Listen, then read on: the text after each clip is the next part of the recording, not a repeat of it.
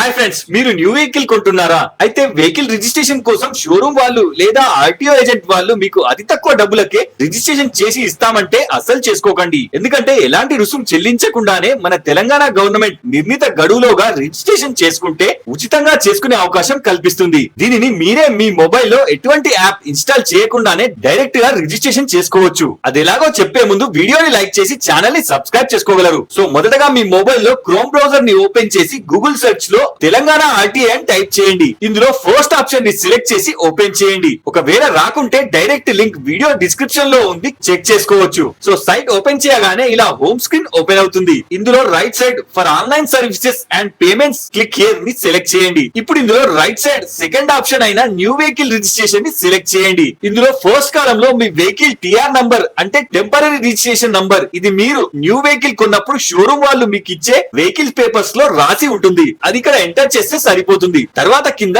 Chassis number అంటే ఇది కూడా సేమ్ షోరూమ్ వాళ్ళు ఇచ్చిన పేపర్స్ లోనే ఉంటుంది. అయితే దానికి సంబంధించి కంప్లీట్ గా కాకుండా చివరి 5 అంకెలు మాత్రమే ఎంటర్ చేయండి. ఇప్పుడు నెక్స్ట్ చేయగానే మీరు షోరూమ్ వాళ్ళకి ఇచ్చిన మొబైల్ నంబర్ ఇక్కడ చూపిస్తుంది. దాన్ని ఒకసారి చెక్ చేసుకొని రిక్వెస్ట్ ఫర్ ఓటీపీని సెలెక్ట్ చేయండి. ఇప్పుడు మీ మొబైల్ కి వచ్చిన 6 అంకెల ఓటీపీని ఇక్కడ ఎంటర్ చేసి దాని కింద క్యాప్చా ఎంటర్ చేసి ఓకే సెలెక్ట్ చేయండి. ఇప్పుడు కింద మీ పేరు, date of birth, relation name, మీరు కొన్న వెహికల్ తో పాటు షోరూమ్ వాళ్ళు మీకు ఇచ్చిన టిఆర్ నంబర్ వ్యాలిడిటీ కూడా చూపిస్తుంది. ఒకసారి చెక్ చేసుకొని సబ్మిట్ చేయండి. ఇప్పుడు ఇక్కడ పైన మీ నియరెస్ట్ ఆర్టీఓ ఆఫీస్ నేమ్ వస్తుంది. తర్వాత దాని కింద గ్రీన్ కలర్ ఫాంట్ లో ఉన్న డేట్స్ లలో మీకు కన్వీనియంట్ గా ఉన్న డేట్ ని జాగ్రత్తగా ఆలోచించుకొని ముందే సెలెక్ట్ చేసుకోండి. ఇప్పుడు మీరు సెలెక్ట్ చేసుకోగానే పక్కన టైం తో పాటు అవైలబుల్ స్లాట్స్ కూడా చూపిస్తుంది. ఇది మీరు అపాయింట్మెంట్ కి 1 డే బిఫోర్ కూడా స్లాట్ బుక్ చేసుకోవచ్చు. తర్వాత కింద నెక్స్ట్ సెలెక్ట్ చేయండి. ఇప్పుడు ఒకవేళ మీరు వెహికల్ కొన్న 1 మంత్ లోపు రిజిస్ట్రేషన్ చేసుకుంటే మీకు ఎటువంటి చార్జెస్ పడకుండా ఇక్కడ 0 చార్జెస్ చూపించి డైరెక్ట్ గా ఫార్మ్స్ ప్రింట్ అడుగుతుంది. ప్రింట్ తీసుకుంటే సరిపోతుంది.